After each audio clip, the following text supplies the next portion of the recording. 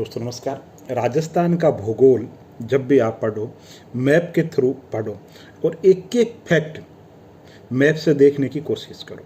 कैसे? वीडियो इसी पर है। दोस्तों जैसे आप पढ़ रहे हो, राजस्थान का नक्शा आपके सामने है, तो सबसे पहले जो बुनियादी जरूरत है, राजस्थान के संपूर्ण जिले कहाँ पर है ये पता होना चाहिए।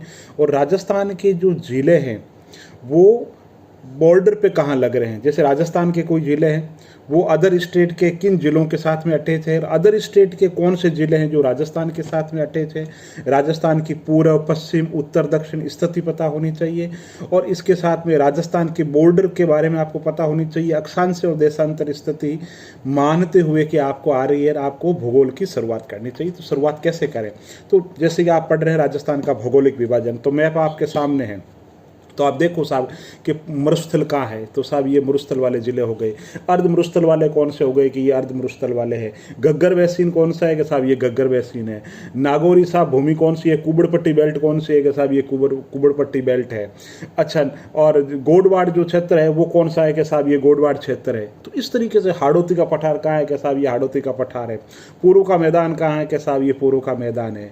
ठीक है साहब। अरावली कहाँ है कि साहब ये अरावली यहाँ से राजस्थान में यहाँ है। ठीक है। अच्छा, कहाँ से निकलती है ये देखो, यहाँ राजस्थान के अंदर ये ऐसे। अच्छा, और उत्तरी अरावली वाले जिले कौन से हैं कि ये है। मध्य अरावली वाले कौन से हैं, दक्षिण अरावली वाले कौन से हैं कि साहब ये जिले हैं। अच्छा, प्रमुख दर्रे कौन से, तो देखो दर्रे कौन कौन से कहाँ पे हैं। तो एक एक चीज राजस्थान के अंदर अगर आपको जलवायु देखनी है तो रट्टो मत, ये शुष्क जलवायु वाले जिले के साहब ये है, अर्ध शुष्क वाले जिले के साहब ये है, अति आर्द्र ये है, आर्द्र ये है। सबसे ज़्यादा बारिश यहाँ होती है, सबसे कम यहाँ पे होती है। आंधियाँ ये देखो साहब, आंधियाँ सबसे ज़्यादा यहाँ पे चलती है। तो एक एक जो पॉइंट है ना उसको आप मैप से समझने की कोशिश करो, जिंदगी भर कभी भूलोगे नहीं। इसी तरीके से वन है, रटते क्यों हो कि शुष्क वन कहाँ है, अर्ध शुष्क कहाँ है, धोखड़ा कहाँ है, पलास कहाँ। मैप के अंदर देखो कि हाँ भाई ये राजस्थान के अंदर ऐसा है, ये थोड़ा आर्द्र जिला है तो यहाँ ऐसी वनस्पति। अच्छा, ये मरुस्थली जिला है, 0 फाइट वनस्पति, यहाँ इस टाइप की वनस्पति होती है, ये प्रमुख प्रमुख वनस्पति है। अच्छा, यहाँ पे इस तरीके के वन मिलते हैं। ठीक है साहब। अच्छा, ये छोटी वनों की औषधि है जो ये यहाँ पर मिलती है। अच्छा, ये मरु उद्यान यहाँ पर है, ये राष्ट्रीय अभयारण्य यहाँ पर है। ठीक है।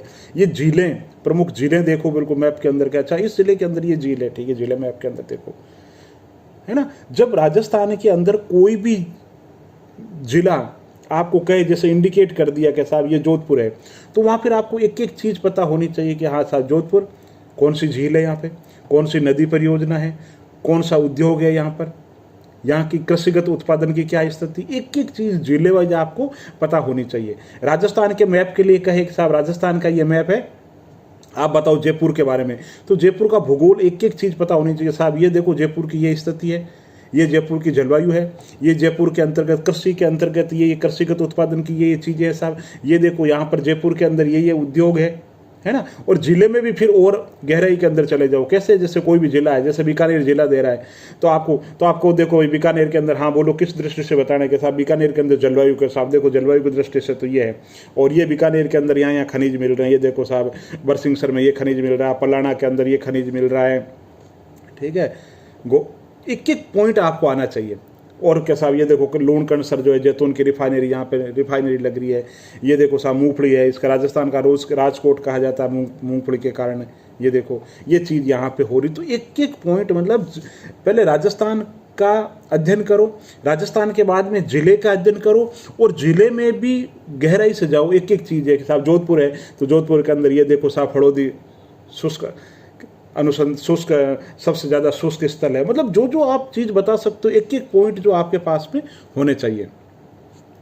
तो भूगोल क्या है? भूगोल दोस्तों रटने का विषय नहीं है। मैं जब पढ़ता था तो हमें इन चीज़ों की समझ नहीं थी, हम रटने की कोशिश करते थे, और भूगोल रटने का विषय ही नहीं है बिल्कुल।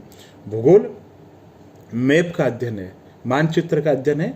तो कोई भी भूगोल का तथ्य अगर दिमाग में डाल रहे हो तो ऐसे मत डालो, मैप के थ्रू करो, और जिंदगी भर वो जो चीज़ें हैं आपको याद रहेगी। चाहे नदी हो, चाहे पर्वत हो, चाहे पठार हो, चाहे मैदान हो, चाहे जलवायु हो, कृषिगत आंकड़े हो, चाहे कोई पशु संपदा हो, चाहे कोई वन हो, चाहे पेयजल परियोजना हो, चाहे सिंचाई परियोजना हो। आप छोड़ दो किताबों को, आप सोचो कि किताबें तो रहेगी किनारे, एक बार पढ़ लिया किताब से, फिर मैप से देखो, फिर वापस किताब में देखो। जैसे कोई भूल रहे हो कि साहब दोसा देखकर अचानक मन में आया कर, दोसा के अंदर बांध कौन सा है, तो फिर वापस देखो। इसी तरीके से आपने देखा डूंगरपुर देखा, या डूंगरपुर के अंदर बांध कौन सा है, नदी कौन सी है, यहाँ पर खनिज कौन सा निकलता है। तो मन के अंदर दोस्तों कहते हैं कि शास्त्रों में जैसे मैं बताता हूँ कि श्रद्धावान लभते ज्ञानम।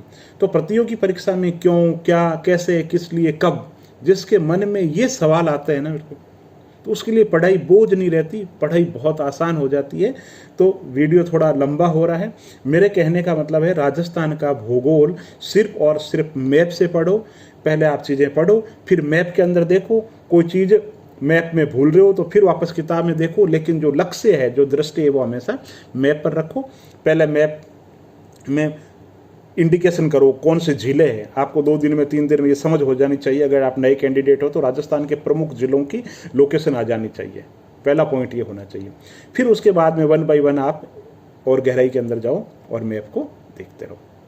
दोस्तों, अगर ये वीडियो अच्छा लगा तो आप इसको लाइक कीजिए, चैनल पे नए हो तो इसको सब्सक्राइब कीजिए।